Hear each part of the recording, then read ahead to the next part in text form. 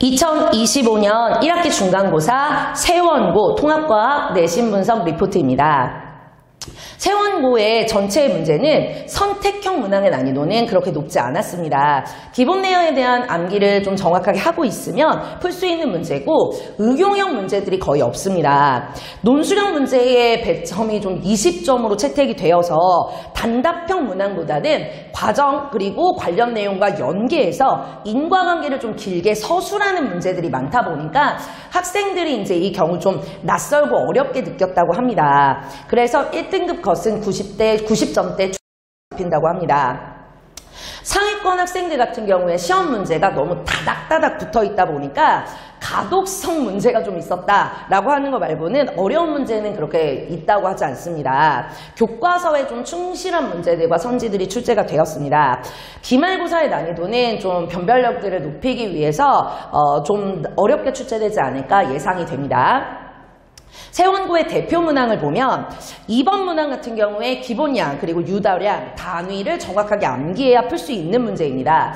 기본량 같은 경우에는 딱 7가지가 지정되어 있기 때문에 암기를 잘 하는 편인데 그거를 활용한 유도량이 다양하다 보니까 학교에서 좀 제시해주는, 선생님이 좀 강조해주는 유도량의 예시들을 잘 파악하고 있어야 합니다.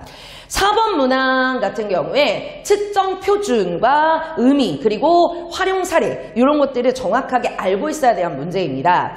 또 단위로 수치를 표기를 할 수 있는가 이거를 정확하게 파악할 수 있으면은 풀어낼 수 있는 문제인데요.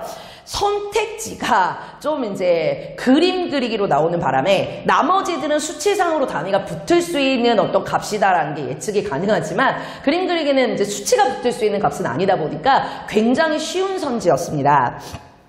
그리고 12번 문항 같은 경우에는 보어의 원자 모형이 출제가 되었습니다. 보어의 원자 모형 같은 경우에는 화학 원 파트에서 줄기율표하기 전에 이제 원자의 구조를 이제 배워가는 각각 어떻게 성립해가는가 톰슨부터 시작해서 쭉 배웠던 심화 내용 중에 하나인데요. 학교에서도 이제 보어의 원자 모형으로 에너지 중이라든지 스펙트럼이라든지 이런 것들을 이제 가르치신 것으로 보입니다.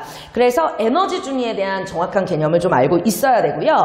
스펙트럼 배울 때 좀 이제 정리를 했었다면 그래도 쉽게 접근할 수 있는 문제이기는 합니다. 우리가 전자껍질이나 원자과 전자 이쪽 파악으로 이제 보어의 원자 모형을 체크를 할 수가 있기 때문에 어려운 문제는 아니었습니다.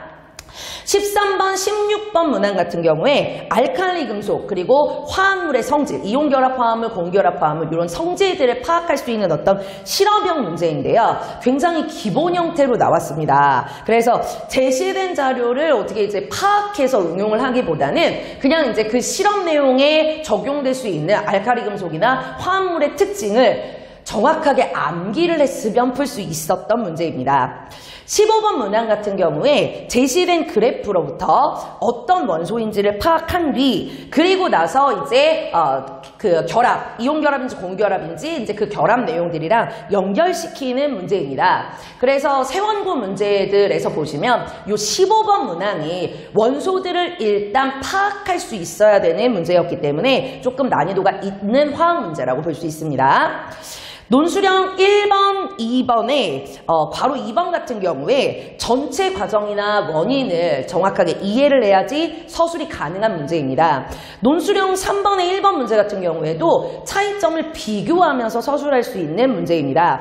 평소에 좀 서술을 많이 기피하고 단답형 문제들만 이제 풀어본 학생들에게는 좀 서술 자체가 어렵게 느껴질 수 있습니다. 그런데 이제 고등학교에서는 서술형 배점이 꽤 높게 나오고 수행 같은 경우에도 서술형 이제 출제를 많이 하기 때문에 평상시에 필기 안 하고 서술형 놓치고 그냥 이제 좀 서술형이 나오면 배제시키고 그냥 들어서 넘기는 그런 이제 행태를 취하게 되면 그럼 서술형 문제의 답을 이제 점수를 받기가 좀 어렵기 때문에 평상시에 학원에서 많이 신경 쓰면서 연습시킬 수 있도록 하겠습니다. 격려 많이 부탁드립니다.